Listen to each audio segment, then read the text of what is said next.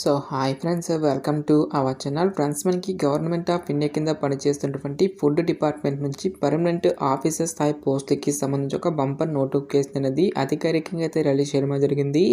ఈ యొక్క పోస్టులకి సెలెక్ట్ అయినటువంటి క్యాండిడేట్స్కి 70,000 వరకు కూడా మంత్లీ శాలరీ అనేది రావడం అనేది జరుగుతుంది. ఎలాంటి అప్లికేషన్ ఫీజు అనేది కూడా మనం పే చేయాల్సినటువంటి అవసరం అయితే లేదు. ఈ విధంగా ఇక నోటిఫికేషన్కి సంబంధించి కంప్లీట్ డీటెయిల్స్ అన్నింటినీ కూడా ఈ యొక్క వీడియోలో డిస్కస్ అయితే చేద్దాం. సో ఎవరు కూడా స్కిప్ అయితే చేయదు గైస్. ఫస్ట్ టైం మన ఛానల్ని విజిట్ చేస్తున్నట్టయితే కనుక సబ్స్క్రైబ్ అయితే చేసుకుని బెల్ ఐకాన్ కూడా యాక్టివేట్ చేసి పెట్టుకోండి. ఇంకా ఎవరైనా వీడియోని లైక్ చేయనట్టయితే కనుక డెఫినెట్గా వీడియోని లైక్ చేసేటువంటి ప్రయత్నం అయితే చేయండి గైస్. ఫస్ట్ ఆఫ్ ఆల్ ఈ యొక్క పోస్టులకి సంబంధించి ఇంపార్టెంట్ డేట్స్ విషయానికి వచ్చేటైతే కనుక సో మనకి December 28 నుంచి కూడా అప్లికేషన్ ప్రాసెస్ అనేది స్టార్ట్ కావడం జరిగింది. ఇక లాస్ట్ డేట్ విషయానికి వచ్చేట్లయితే కనుక January 17 వరకు కూడా ఈ యొక్క రిక్రూట్మెంట్కి ఆన్లైన్లో అప్లికేషన్స్ అనేవి సబ్మిట్ అయితే చేసుకోవాల్సి అయితే ఉంటుంది. సో ఇక్కడ మనకి ఆఫీషియల్ వెబ్సైట్ అనేది ఇవ్వడం జరిగింది. www.bis.gov.in అటువంటి ఈ యొక్క వెబ్సైట్ని అయితే విజిట్ చేసి అప్లికేషన్స్ అనేవి సబ్మిట్ అయితే చేసుకోవాల్సి అయితే ఉంటుంది. సో ఇక వెబ్సైట్ లింక్ అనేది వీడియో డిస్క్రిప్షన్లోనూ కామెంట్ సెక్షన్ అయితే ప్రొవైడ్ అయితే చేస్తాను గైస్. నెక్స్ట్ మనకి ఇదే వీడియోలో అప్లికేషన్ ప్రాసెస్ అనేది కూడా చెప్తాను కాబట్టి సో ప్రతి ఒక్కరు కూడా స్కిప్ చేయకుండా లాస్ట్ వరకు చూసేటువంటి ప్రయత్నం అయితే చేయండి.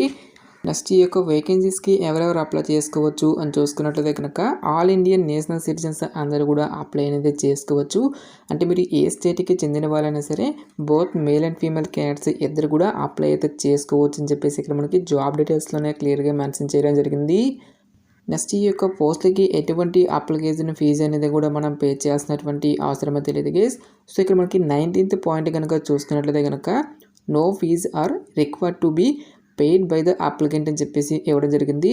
సో ఆల్ క్యాండిడేట్స్ అందరూ కూడా ఈ యొక్క రిక్రూట్మెంట్కి ఫ్రీగా అనేది అప్లై అయితే చేసుకోవచ్చు. ఎటువంటి సింగిల్ రూపీ అనేది కూడా మనం పే చేయాల్సినటువంటి అవసరం అయితే లేదు గైస్.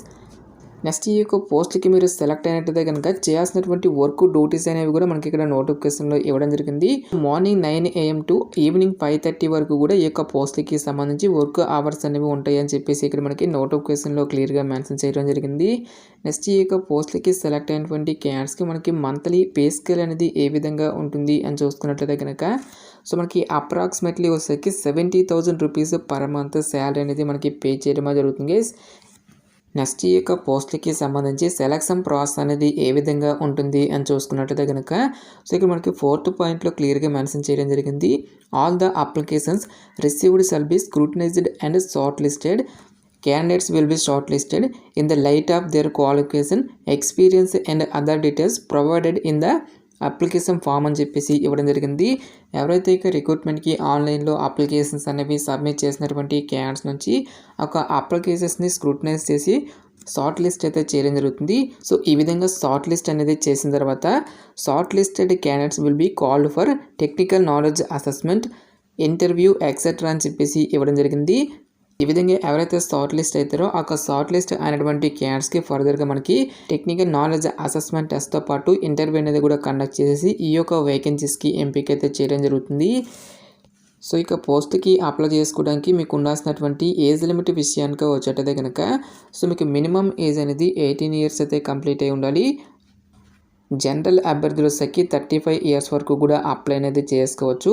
నెక్స్ట్ మనకి క్యాస్ట్ వరకు కూడా ఏజ్ రిలాక్సేషన్స్ అనేవి అప్లికేబుల్ అనేవి అవుతాయి కాబట్టి ఓబీసీ క్యాండిడేట్స్ వచ్చేసరికి 38 years వరకు, ఎస్సీ ఎస్టీ క్యాండిడేట్స్ వచ్చేసరికి 40 years వరకు కూడా అప్లై చేసుకోవడానికి ఛాన్స్ అనేది కల్పిస్తూ ఉన్నారు.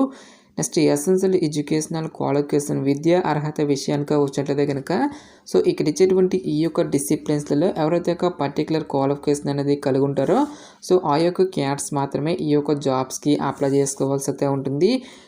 సో బ్రాంచెస్ కనుక చూసుకున్నట్లయితే కనుక civil, food science, technology, electronics, mechanical, computer science అనేటువంటి ఈ యొక్క విభాగాల్లో ఎవరైతే BE ఆర్ బీటెక్ అనేది కంప్లీట్ చేసినటువంటి క్యాండిడేట్స్ ఉంటారో ఆ యొక్క క్యాండిడేట్స్ మాత్రమే ఈ యొక్క జాబ్స్కి అప్లై చేసుకోవాల్సి అయితే ఉంటుంది. సో క్వాలిఫికేషన్తో పాటు మనకి ఆ పోస్ట్లకి సంబంధించి అట్లీస్ట్ 2 years ఎక్స్పీరియన్స్ అనేది కూడా మీకు ఉండాలి అని చెప్పేసి రిక్రూట్మెంట్ నోటిఫికేషన్లోనే క్లియర్గా మెన్షన్ చేయడం జరిగింది. సో క్వాలిఫికేషన్తో పాటు ఎవరికైతే రెలివెంట్ ఫీల్డ్లో మీకు 2 years ఎక్స్పీరియన్స్ అనేది ఉంటుందో ఆ యొక్క క్యాండిడేట్స్ అందరూ కూడా తప్పకుండా ఈ యొక్క రిక్రూట్మెంట్కి అప్లై అనేది చేసుకోండి. నెక్స్ట్ ఈ యొక్క పోస్ట్‌కి సంబంధించి అప్లికేషన్ ప్రాసెస్ అయితే చూద్దాము. ఈ యొక్క అప్లై లింక్ అనేది డైరెక్ట్‌గా డిస్క్రిప్షన్‌లోను, కామెంట్ సెక్షన్‌లో అయితే ప్రొవైడ్ అయితే చేస్తాను గైస్.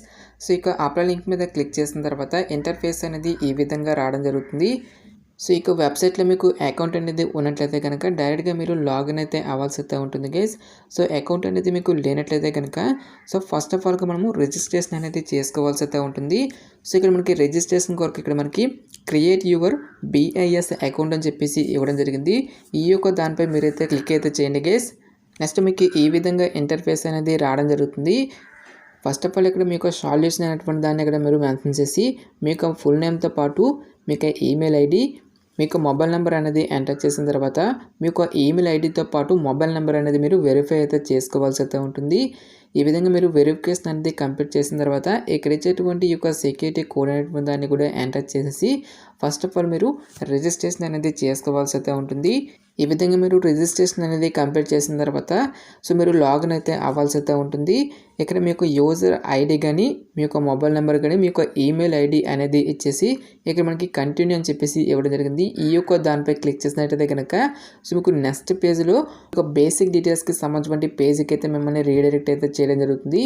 సో ఈ యొక్క పేజ్లో వచ్చేసరికి మీ యొక్క బేసిక్ డీటెయిల్స్తో పాటు నెక్స్ట్ ఎడ్యుకేషనల్ క్వాలిఫికేషన్కి సంబంధించి రిలేటెడ్ డీటెయిల్స్ అన్నిటిని కూడా ఫిల్ చేసేసి నెక్స్ట్ మీకు ఎడ్యుకేషనల్ క్వాలిఫికేషన్తో పాటు ఎక్స్పీరియన్స్కి సంబంధించిన డాక్యుమెంట్స్ అన్నిటిని కూడా మీరు అప్లోడ్ చేసేసి ఈ విధంగా మనం ఈ యొక్క రిక్రూట్మెంట్కి సంబంధించి ఆన్లైన్లో అప్లికేషన్స్ అనేవి సబ్మిట్ అయితే చేసుకోవాల్సి అయితే ఉంటుంది.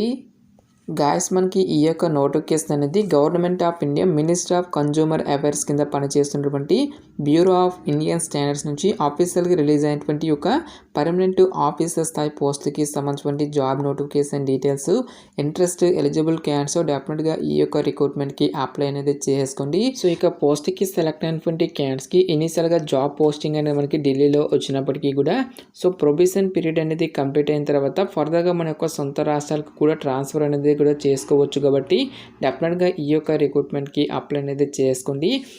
సో ప్రజెంట్ ఈ యొక్క పోస్టులు అన్నింటినీ కూడా మనకి 2 years కాంట్రాక్ట్ ప్రాసెస్లో యొక్క పోస్టులు అన్నింటినీ కూడా మనకి రిక్రూట్మెంట్ అనేది చేయడం జరుగుతుంది గైస్. సో ఇక కాంట్రాక్ట్ పీరియడ్ అనేది కంప్లీట్ అయిన తర్వాత కంపెనీ యొక్క రిక్వైర్మెంట్స్ని బట్టి ఈ యొక్క టర్మ్ అనేది ఎక్స్టెండ్ చేసేటువంటి ఛాన్స్ అనేది కూడా ఉంటుంది. కాబట్టి డెఫినెట్గా ఈ యొక్క ఆపర్చునిటీని అయితే యూటిలైజ్ అయితే చేసుకోండి.